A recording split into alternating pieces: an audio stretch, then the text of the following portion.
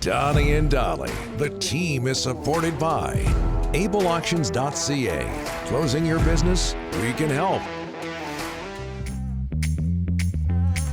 It is Friday. TGIF, Rick. Oh, and that means all of our guests today are brought to you by, and that includes Thomas Drance, standing by the Bayside Oceanfront Resort. An exciting spring and summer season awaits at the Bayside, including a soon-to-be-completed outdoor pool fully equipped with ocean view cabanas, alongside the number one ranked coffee shop in Parksville, the Bay Cafe, just steps away. Call 250-248-8333 now to book your reservation. Mention Donnie and Dolly for 10% off your nightly room rate. Also, be sure to grab some Donnie and Dolly merchandise now on sale at the Bayside. We're happy to have the Bayside on board with us. Oh, so much. Abbotsford, Bakersfield tonight out in Abbotsford, game 2. Here to talk about that and the Jason King situation with the Vancouver Canucks from The Athletic, Thomas Drance. How are you, sir? Gentlemen, I'm doing very well. Wish I was going to be in Abbotsford tonight. Game 1 was a ton of fun, but I'm on my way to Seattle to watch the Kraken. The first NHL playoff game in Seattle in 104 years takes place on Saturday. So pretty interesting day of hockey, or pretty interesting weekend, of hockey in the Pacific Northwest. Should be a ton of fun. Well, if I'm not mistaken, Thomas, it was very interesting 104 years ago, was it not? Back in 2019? Yeah, well, and it's a little bit coincidental that the pandemic delayed the Kraken's entry into the NHL, right? Yeah. That it caused so many complications with their inaugural season, given that the last time the Stanley Cup playoffs were in Seattle, it was postponed, the Cup final, due to the influenza outbreak of 1919, which I think took the life of a player competing, unfortunately. Joe Hall. Yeah, that was the name of the player. Thomas, back to Abbotsford for a second. You attended Game 1, Abbotsford, Bakersfield. Did you take Zero Avenue on your way out to the Fraser Valley the other night? I did not. I had Chris Faber, who is effectively the mayor of the Abbotsford Center. He was directing me on all sorts of back roads. We got out there with no sweat, and we mostly just took Highway 1. Like, it was so super easy to get out there. I think it took us, well less than 90 minutes, and we left the rink at like 5 p.m. So wow, pretty good. Honestly, really painless trip out there. Encourage anybody who's interested in watching some Canucks playoff hockey, albeit of the American League variety, to go and make that atmosphere even better. Abbotsford fans really brought it in Game 1. They have a chance to advance tonight. There was still tickets available last I checked, and the building wasn't quite at capacity, even though it sounded that way based on the energy that the fans brought. Would love to see that barn rocking as the Abbotsford Canucks go through their playoff run. We'll talk about Jason King in a second, but sticking with Wednesday, this was one of the big stories coming out of that game. Nils Höglander, a 1-goal, 1 assist. Everybody that I knew that went to that game said he was the best player on the ice. What was your opinion of his performance? Yeah, he looked like an NHL player in the American League, which I don't think is a surprise given what he's accomplished in the NHL. One thing that's interesting, guys, right, is like, what do we say when we talk about Danila Klimovich, right, and Atu Ratu, right? They're junior age players. Yeah. They're junior age players. You got to take what they're doing with a grain of salt. You got to put some context on it. They're almost too young to be in this league. Nils Höglander was only drafted a year before those guys, right? Yeah. At the ages of 19 and 20, he was scoring at a top 6 clip, like a credible top 6 clip in the NHL. It's worth remembering that when evaluating him.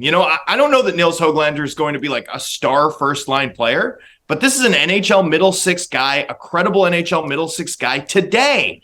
And at that level, there's not a battle he doesn't win. There's not a player he can't outskate. He's the most skilled guy on the ice. And he stirred the drink for Abbotsford offensively in Game 1. They played a really good lockdown defensive team game. There's a lot of guys who deserve credit.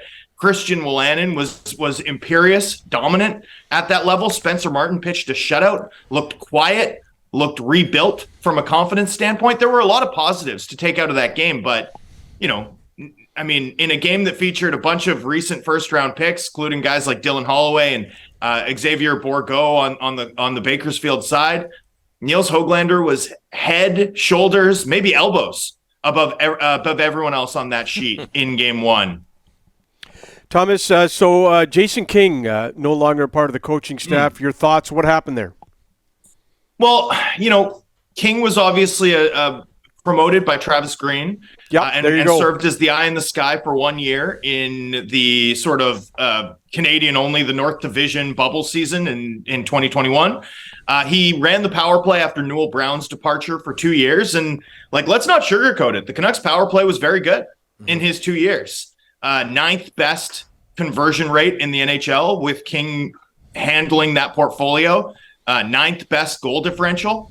Power play outscored Canucks opponents by 100 goals across 164 games with King running the show. That's better than Pittsburgh. That's better than the team with Crosby and Malkin 5-on-4. It's not Edmonton, obviously. It's not Colorado. There's some elite power plays out there in the NHL.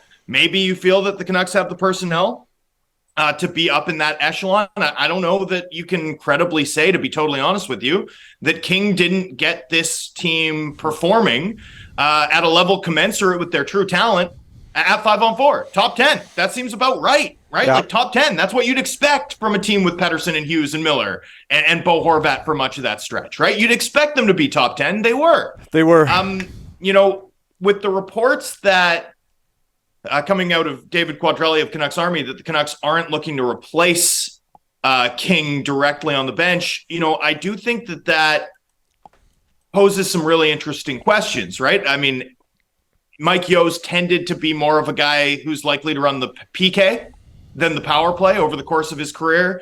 Adam Foote, ideally you want Adam Foote running the defense, given his playing experience. Sergei Gonchar hasn't been full-time with the team. I trust him to know a thing or two about scoring 5-on-4 based on his playing career, but he really has to be around all the time if he's going to run the power play. And sort of one ace in the pocket that they have is, of course, that Tocchet was the guy who ran the Penguins power play during those back-to-back Cup years, right? From 2014 until he got that Coyotes job. That was what Tocchet did in Arizona. In Pittsburgh. So, you've at least got a head coach who knows his way around play with the man advantage, credibly and maybe even to an expert level. But in Vancouver, there's a lot for a head coach to manage. I don't know that you want to throw a special teams portfolio onto a head coach's plate in addition to handling the media, in addition to being the team's primary spokesperson, in addition to setting the schedule and being the day-to-day metronome for the hockey club, in addition to the accountability and structure things that this organization likes to talk about. That's a big job. I do think you need a designated power play assistant. We'll see how that shakes out as the Canucks assign roles over the course of this offseason. But, not bringing in a body to me, unless Sergei Gonchar is joining the staff and will be around full time, looks to me to be a big ask on this coaching staff. Thomas, this week, the playoffs, the speed, the physicality, the compete level. So good. Through the roof. Okay, So after watching playoff hockey, how far are the Canucks from being like some of these teams that are showing you the speed and the physicality and the compete level? So this is one of the things that I get a lot that really annoys me when I get it on social media. I get a lot of things that say, and I guess it's a paraphrase of what Brian Burke once said about Tony Gallagher, right? That, he'd complain about the cars in the Stanley Cup parade. Mm-hmm. But I get that a lot. I get that if the Canucks ever, made it to the Stanley Cup final, people would say, or Drance would say, they didn't do it the right way. Or if Andrei Kuzmenko ever scored to eliminate a team in Game 7, Drance would be talking about his shooting percentage. And they're funny jokes, but it's not the case. It's really not the case. Just go look at my playoff coverage during the bubble in 2020 of that Canucks run to understand how much I value playoff success and believe in the immediacy of it and the fun of it. The thing that I think is really toxic about that line of thinking, right, is that it assumes that the stuff that I say anyway about the Canucks generally is negative for the purpose of it, as opposed to being my best try at getting it right, at forecasting where this team is at evaluating what this team is, at breaking down the moves they're making to improve it. I'm doing my best to be right. I'm not always right. It's hockey. It's hard, but like I'm doing my best to figure out what's next for this team. And, I watch Edmonton, LA, and like that's big boy hockey. Do the Canucks have the north-south players to survive in a series played with that level of heaviness and hardness? Do the Canucks have the speed to play like the Avs and the Kraken are? Because that series, I swear, is taking place at light speed. You look at that Vegas-Winnipeg series, and that's another one. Like that's a battle. That's an absolute battle. That series is being played on the Marne, right? Like it's in the trenches. I don't know that I look at any of these series that we've seen in the West and think the Canucks match up well with a single team in it. I do think that's a concern. Now, maybe Hronek makes a huge difference, but it feels to me like the Canucks are still a couple D and a couple forwards away, and those players have to fit the right profile, right? Like those forwards aren't just normal forwards. It's like a heavy top 6 guy and a third line center. The defenders, they're both top 4 caliber guys. Like his team's still a ways away from being able to go into a series against any of these teams in the Western Conference and have us like their chances. Going to be hard to do. There's no question about it, boys. That's going to be really hard to do. We'll leave you with this, Thomas. This is from Rich in Richmond. Delaney's OK Tire and Langley inbox. Thomas, don't worry. Harkening back to your Kraken comment, the Canucks are shooting for 105 years with no playoffs versus 104. Good job by Rich in Richmond. Yeah. And you can carpool. You can carpool with Donnie and I any day of the week. Oh, but you got to sit in the back seat. You're not sitting in the front. Yeah.